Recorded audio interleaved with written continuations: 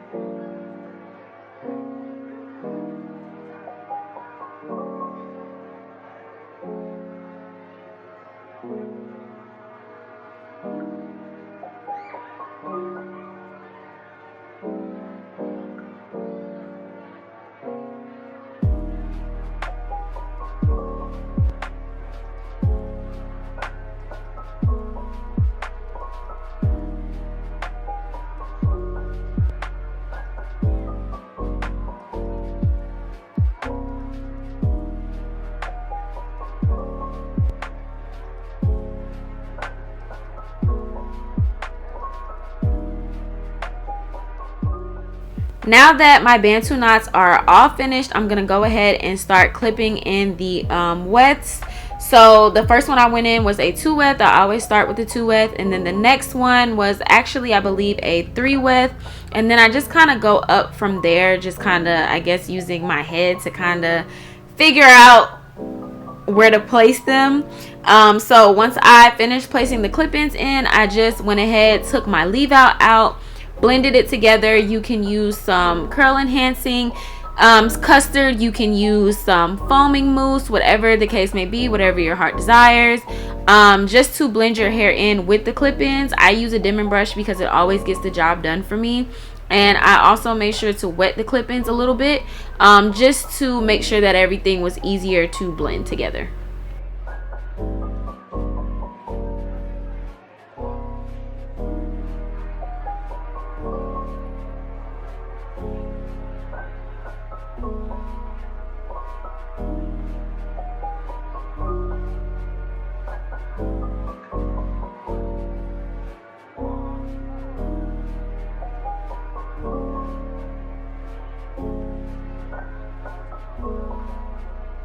Alright, and this is the final look. Thank you guys so much for watching. If you enjoyed this video, go ahead and give it a thumbs up.